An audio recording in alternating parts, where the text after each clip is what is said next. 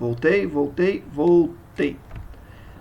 Então, já falamos um pouco, né? Vamos continuar agora. Queria falar de mais uma questãozinha, essa que me fugiu da mente. Daqui a pouco volta. Contratação de mão de obra, investimento em tecnologia, como eu já falei. Desvalorização do yuan. O que é o para quem é gago, isso é muito difícil. O que é o yuan, professor? É a moeda da China. O que Deng faz? Ele pega o valor dessa moeda e abaixa consideravelmente em relação ao dólar. Por que ele faz isso? Porque com uma moeda mais desvalorizada, as empresas que estão indo para a China poderiam comprar muito mais. E ao mesmo tempo pagar salários mais baixos. Porque percebam, se por exemplo, um yuan representasse, sei lá, 10 dólares, estou jogando muito para cima, mas representasse 10 dólares, com muito menos as empresas estrangeiras conseguiriam pagar os salários, o reinvestimento em tecnologia, contratação de mais mão de obra. Entenderam? Então, desvalorizando a moeda da China, Deng Xiaoping conseguiu tornar ainda mais interessante o estabelecimento de empresas no território chinês e, ao mesmo tempo, contribuir para que elas fizessem tudo aquilo que ele estava estabelecendo para elas.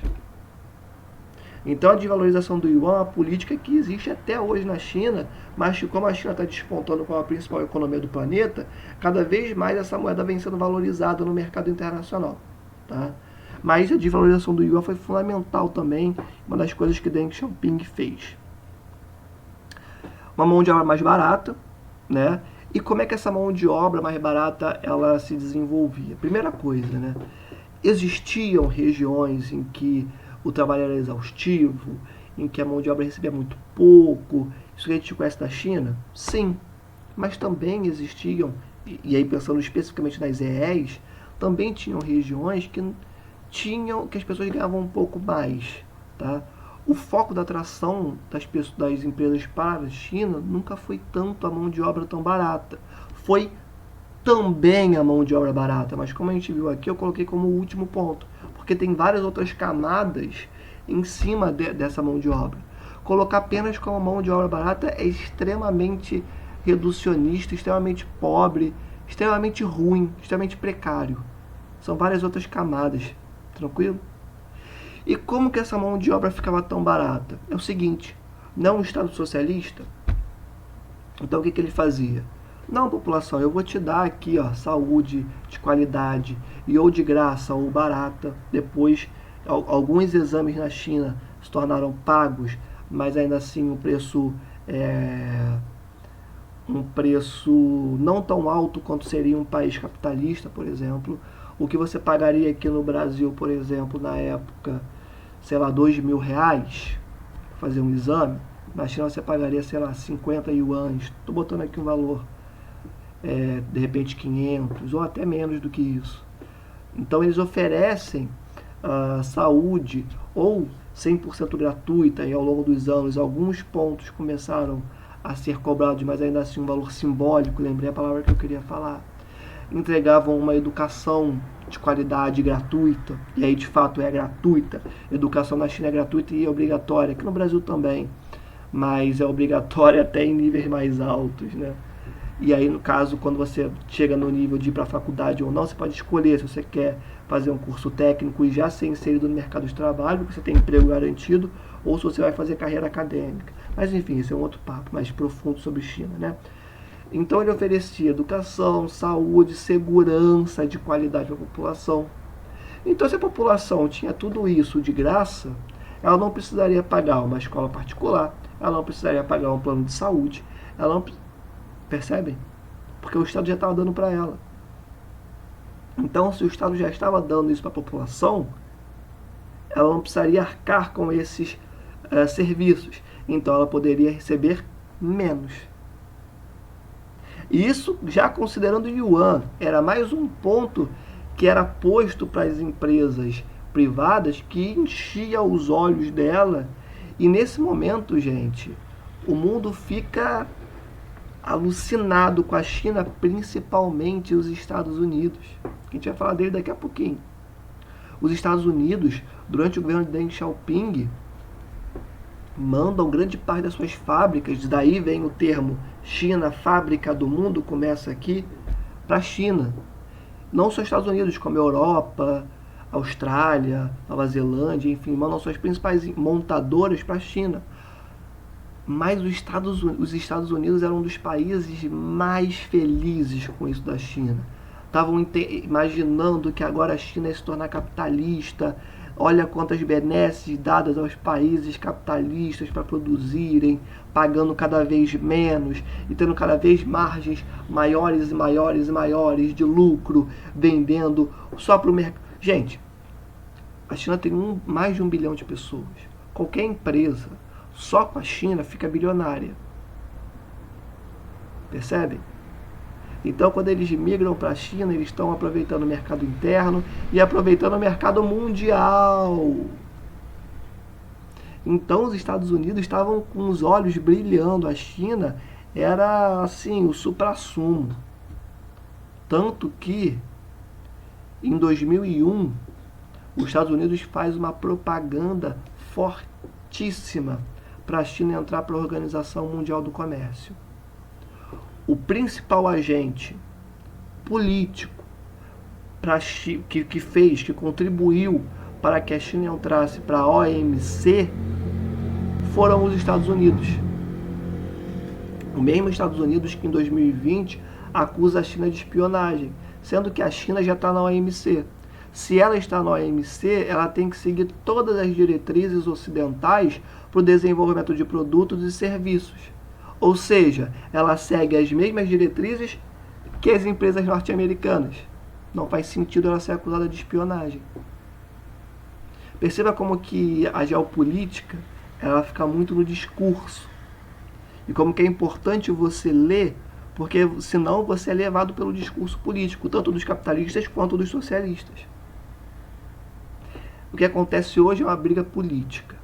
Não é preocupação com espionagem. Não é.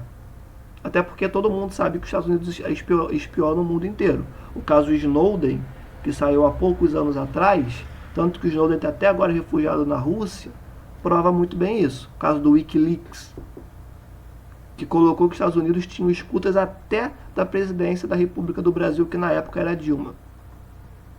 Então, assim, os Estados Unidos falar de espionagem, sendo que ele é o país que espiona o mundo inteiro, e que ele fez propaganda para a própria China em 2001 entrar para a OMC, que utiliza as diretrizes para produzir seus produtos, que ele mesmo utiliza. Percebem como não faz sentido nenhum esse discurso do Trump? Por isso que é bom estudar. Então, em 2001, a China é aceita para a OMC a partir de uma grande propaganda dos Estados Unidos e postura dos Estados Unidos frente à OMC para que a China entrasse na organização. E a partir do momento, gente, que a China entra para a OMC, ela ganha um impulso econômico assim monstruoso, monstruoso. Porque se as empresas que já estavam na China, né, reclamavam de alguma coisa, era porque elas queriam que a China seguisse algumas diretrizes que o Ocidente seguia.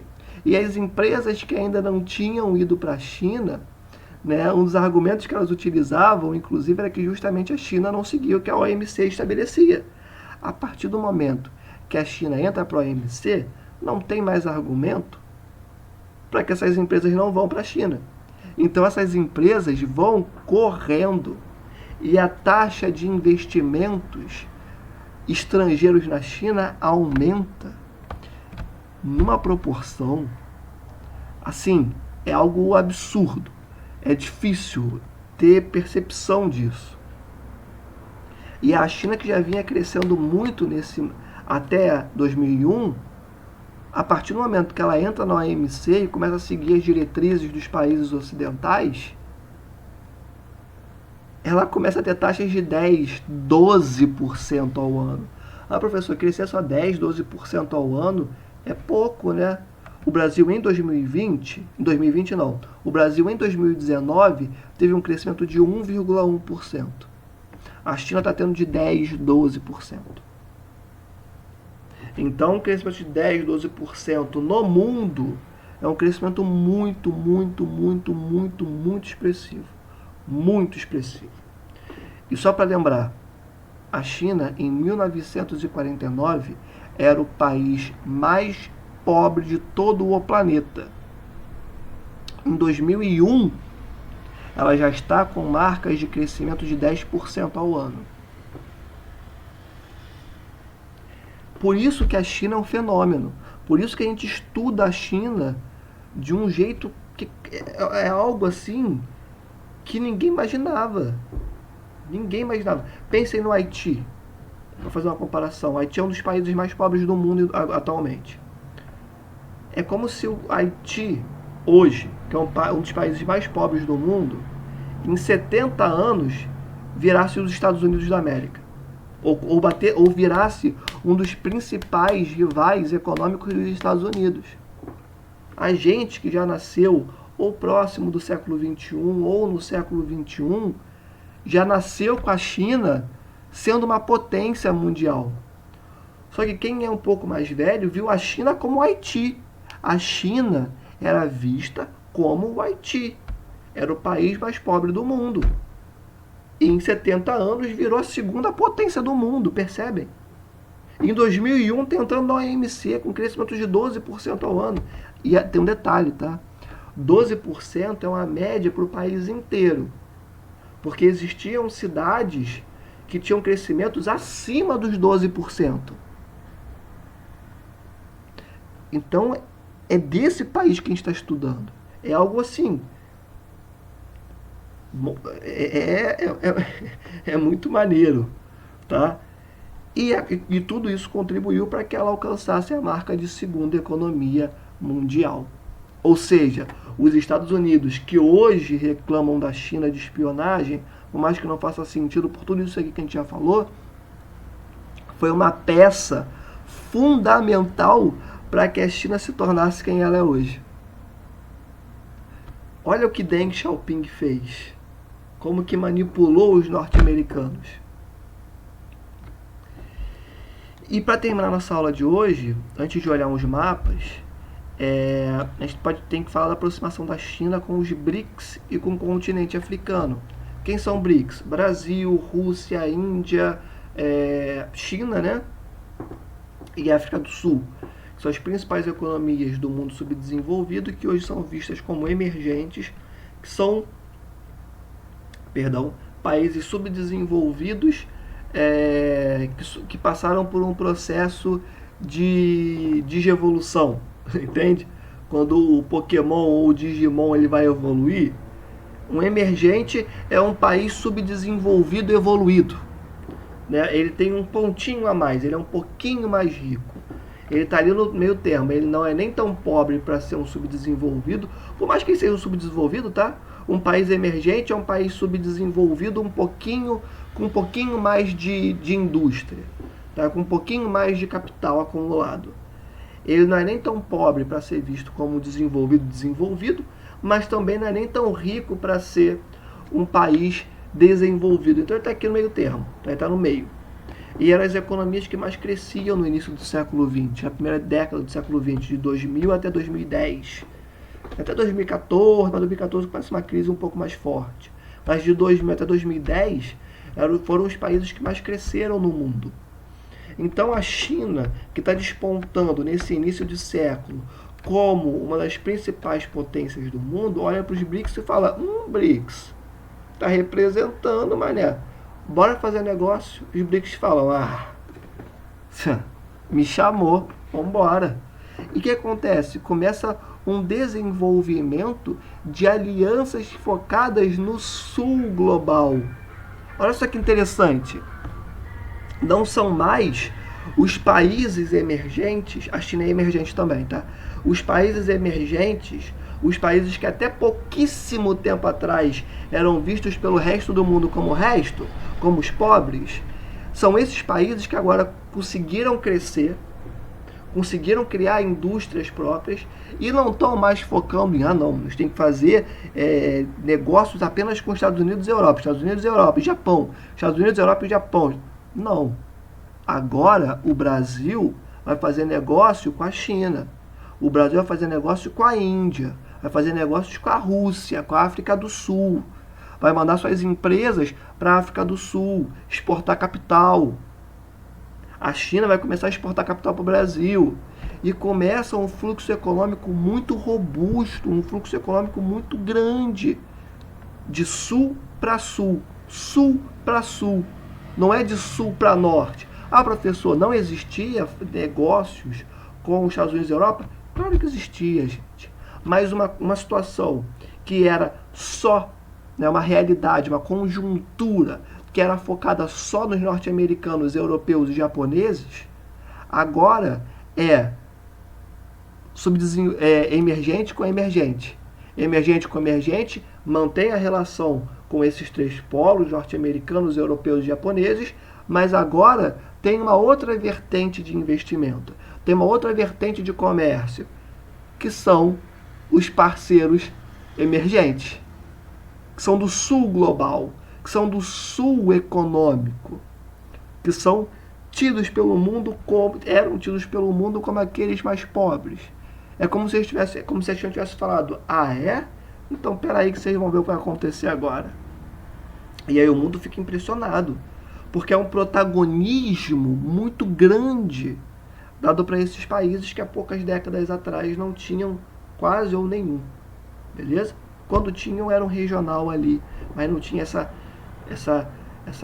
importância muito grande. Só para vocês terem uma ideia, é nesse momento que o Brasil ele chega a ocupar o posto de sexta economia do mundo. O Brasil, nesse momento, ele ultrapassou a Inglaterra como uma das principais economias do mundo. Hoje ele caiu para a oitava, e, enfim, não está muito bem das pernas. Mas durante essa conjuntura, ele era a sexta economia. E ficava ali, ó, brigando para virar a quinta. Às vezes chegava até a quinta e caía de novo para a sexta. É nesse momento, tá? Então, e focando muito nas relações de sul-sul, né? Então essa aproximação do sul global foi muito importante. E a China também ela fez uma aproximação muito maior com os países africanos. Por quê? Porque é o seguinte, nesses países africanos não existia uma infraestrutura industrial tão interessante para o crescimento econômico, para que houvesse o crescimento de uma política industrial mais consolidada. O que a China faz? Chega para os países africanos e fala, pô, deixa eu passar uma visão aqui para vocês. Eu estou vendo que vocês não têm indústria de base, que vocês aqui querem extrair o minério, mas vocês não têm as tecnologias para isso, que vocês não têm uma ferrovia, trem, né? Não tem uma rodovia, estrada, não tem um porto bem desenvolvido. Vou fazer o seguinte, eu construo tudo. Mas aí as margens de lucro vão ser um pouco mais altas para mim, né? Dos 100%, a maior parte volta para a China e o restante fica com vocês, para vocês reinvestirem no país de vocês e tal. E também só vou cobrar de vocês um apoio político, né? Na ONU, por exemplo, decisões internacionais. Não, pô, Angola está com a China. É mais um ponto, né, na argumentação chinesa para poder comprovar que ela é uma economia robusta, séria e que quer bater de frente a frente com as principais economias do mundo. Ter o apoio internacional é fundamental. E isso é tão grande que hoje em dia algumas pessoas, alguns estudiosos, esse é um termo que inclusive ainda é debatido dentro da academia, e inclusive eu não concordo muito, porque eu acho que não faz muito sentido do ponto de vista histórico, que algumas pessoas começam a falar que a China está desenvolvendo o imperialismo no continente africano, o imperialismo dos moldes chineses. Eu acho que não faz muito sentido, mas isso é uma outra aula, tá? Não vou entrar muito em detalhes sobre isso. Mas, basicamente, é dito que a China ela está tendo cada vez mais um poder econômico político, porque dinheiro é poder, né? Nos países africanos, e que seria uma forma de os influenciar no cenário internacional. Se a gente pensar, mais ou menos parecido que os Estados Unidos, Europa, Japão faziam por meio de algumas instituições internacionais, como FMI, Banco Mundial, só que essas instituições emprestavam dinheiro, contribuíam para a construção da infraestrutura, só que impunham, diziam, forçavam os países a reduzirem os investimentos em educação, saúde, infraestrutura, para que eles conseguissem pagar esses empréstimos. É tipo assim, eu estou te dando esse dinheiro, aí você vai ter que minimizar os seus gastos, né, como os economistas adoram falar, né, enxugar a máquina pública para poder me pagar. O que a China faz é o seguinte, mano, toma esse dinheiro aqui, mané, é teu. O que eu vou ter que fazer em contrapartida, China? Nada. A única coisa que você vai ter que fazer é me apoiar na ONU, me apoiar em decisões internacionais, só isso. Então, assim, por mais, né, que exista uma tentativa de atrair esses países para a esfera de influência chinesa, inclusive construindo toda a infraestrutura para o desenvolvimento de atividades econômicas do zero, sem algo impressionante, a China chega em alguns países africanos e constrói as infraestruturas do zero, da tecnologia que vai tirar o minério do chão até o porto que vai escoar essa produção para a China constrói tudo em alguns países africanos. Tudo é chinês. Isso é bem caraca, né? Por mais que de fato seja uma tentativa de atrair esses países para a esfera de influência chinesa, é bem diferente de chegar e falar, não, você vai ter que fazer isso para poder me pagar, por mais que isso signifique desemprego, fome, morte para a sua população. A China só pede apoio internacional e também, aquilo que eu esqueci de falar, apoio internacional e caso esses países precisem contratar algum serviço de qualquer empresa, de qualquer setor econômico, que contratem os serviços de uma empresa chinesa. Mesma coisa com o Brasil. Sacaram, gente? Por que a China é a China de hoje em dia? Por que é a segunda economia do mundo e que nos próximos anos, 10, 20, 30 anos no máximo, vai se tornar a principal economia do planeta? Tem um planejamento econômico, político muito forte por trás.